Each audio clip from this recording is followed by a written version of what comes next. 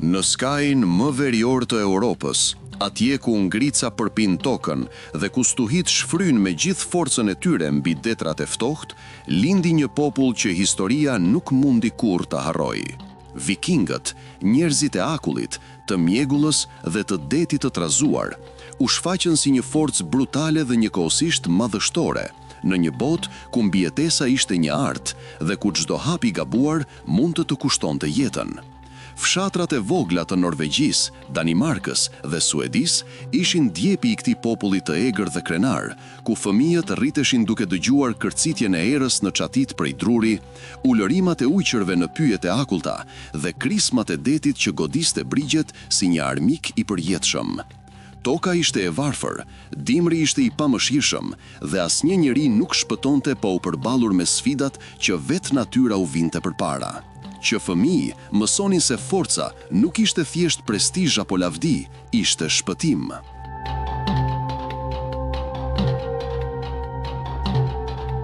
Në këtë realitet të zymt, vikingët u ngjitën ngadalë në arenën e botës si një popull i paepur, i stërvitur nga vuajtja, i kalitur nga deti dhe i bekuar me shkaktësi të jashtëzakonshme në ndërtimin e anijeve.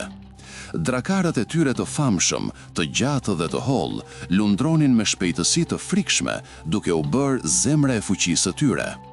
Lundërtar mjeshtror, ata lexonin yjet, nuhatnin motin, kuptonin erat dhe përdornin detin jo thjesht si rrugë, por si armë.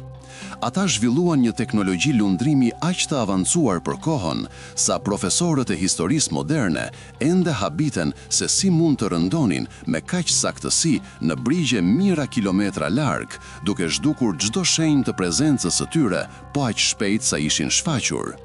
Në fillimet e tyre, vikingët ishin thjesht fermer të varfër që kërkonin ushqim, tregti dhe tokë të re.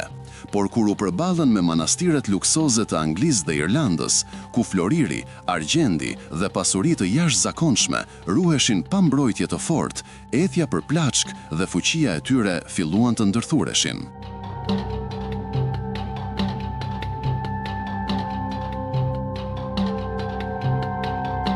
Sulmi i parë i madh i vikingëve ndodhi në vitin 793 në manastirin e Lindisfarne në Angli, një vend i shenjtë që askush nuk e kishte imagjinuar se mund të sulmohej.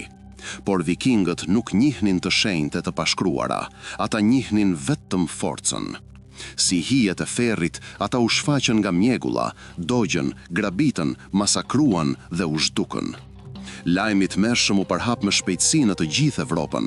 Kronikanat anglez shkruanin se shigjetat e djallit vinë nga veriu, ndërsa priftërinjt paralajmëronin popullin se armiku i zi ka zbritur nga deti. Por vikingët nuk ishin djaj. Ata ishin njerëz të rritur në kushtet më të ashpra, të shtyrë nga mungesa, ambicioni dhe dëshira e zjarrt për t'u bërë zotër të fatit të tyre. Në një shoqëri ku një burr vlerësohej për guximin, besnikërinë dhe për aftësinë për të vdekur me nder, lufta ishte e natyrshme. Ata ishin të lidhur shpirtërisht me perëndit e tyre, me Odinin që kërkonte sakrifica, me Thorin që mbronte njerëzit dhe me Frejen që vendoste fatin e çdo betejë. Besonin se vdekja në fushën e luftës ishte çelësi i hyrjes në Valhall, ku shpirtrat festonin e luftonin deri në ditën e fundit të botës. Ky besim i bënte pothuajse të paposhtur, sepse një armik që nuk ka frikë të vdes është më i rrezikshëm që mund të përballesh.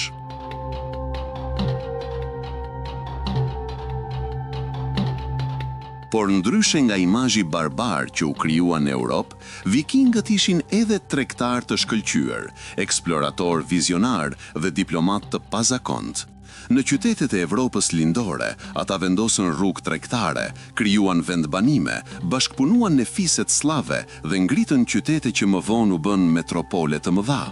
Në Bizant, shërbyen si roje elitare të perandorëve, Varangian Guard, një forcë aq legjendare sa që thuaj se besnikëria e tyre ishte më e shenjtë se vetjeta.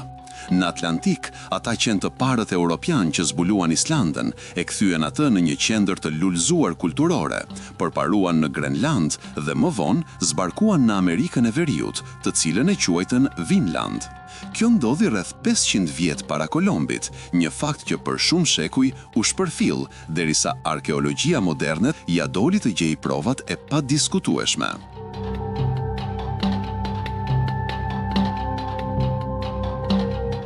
Brenda botës së tyre të ashpër, ekzistonte gjithashtu një kulturë e hollësishme ligjore. Thingu, Asambleja e Burrave të Lirë, ishte një prej sistemeve më të hershme të demokracisë së Veriut. Aty, zgjidheshin konfliktet, shpalleshin ligjet dhe merreshin vendime që preknin jetët e fshatrave dhe klaneve të tëra. Sagat, shkrimet e tyre epike, përshkruen me një realizëm të rrallë historitë e dashurisë, tradhtisë, krenarisë dhe luftrave vëllazërore, duke ruajtur deri më sot për ne shpirtin e vërtet të këtij populli të jashtëzakonshëm. Ndikimi i vikingëve në historinë botërore është shumë më i madh se sa thjesht një varg sulmesh ose eksplorimesh. Në Angli, ata ndikuan fort në gjuhë, në ligje dhe në kulturë. Normandët, që më vonë pushtuan Anglinë në vitin 1066, ishin pasardhës viking të vendosur në Francë. Në Skoci dhe Irland, ADN-ja e tyre është ende e pranishme në përqindje të larta. Në Island, pothuajse 80% e popullsisë mashkullore mbart linja direkte prej tyre. Në Norvegji, Suedi dhe Danimark, trashërimia e tyre është identitet kombëtar, ndërsa në Amerikën e Veriut, studiuesit kanë zbuluar se kolonitë e tyre ishin më të qëndrueshme se sa besohej dikur.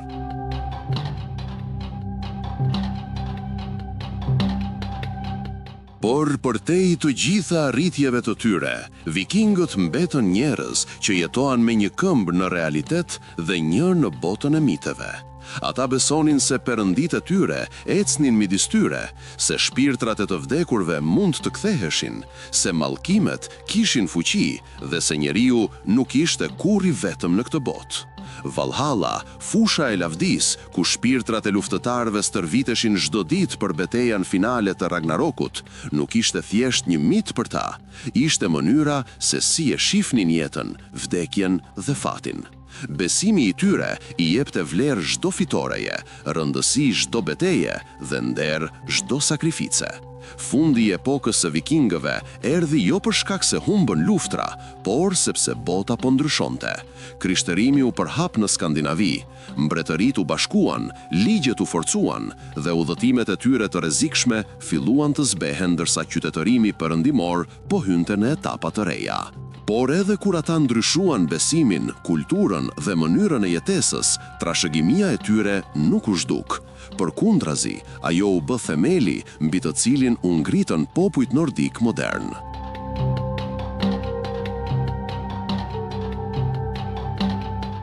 Vikingët ishin shumë më shumë se sa një popull lufte. Ata ishin krijues qytetesh, mjeshtër të zejtarive, astronom të natyrës, mjeshtër të lundrimit, poet, tregtar, diplomat, zakonisht edhe mjek të vetes. Të ashpër, por të mençur, brutal, frikë të ngjallnin, por edhe admirime. Kanë lënë një trashëgim që jeton në gjuhën e shumë popujve, në legjendat e Europës, në kulturën pop të shekullit 21 dhe në imagjinatën kolektive të njerëzimit. Edhe sot, mira vjet pas lullëzimit të tyre, vikingët nuk janë shuar. Ata jetojnë në ADN-n e miliona njerëzve, në qytetet e themeluara prej tyre, në sagat e ruajtura me fanatizëm, në kulturën moderne që i rikthen vazhdimisht në seriale, filma, libra dhe videolojra. Vikingët nuk ishin thjesht pushtues. Ata ishin krijimtar të një epoke. Njerëz që luftuan stuhit dhe detin, që vlerësuan nderin mbi jetën, që lanë gjurmë aq të thella sa koha nuk arriti t'i fshin. Ata ishin një komb që nisin nga dëshpërimi dhe mungesa, por u ngjitën në legjend. Një legjend që vazhdon të jetojë dhe të marrë frymë edhe sot.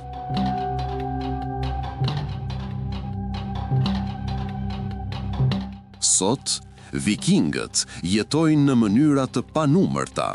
në sagat që tregohen në Island, në festimet e veriut, në arkeologjin që nxjerr në dritë anije të varrosura në tokë, në ADN-n e miliona njerëzve që jetojnë në Europë dhe Amerikë.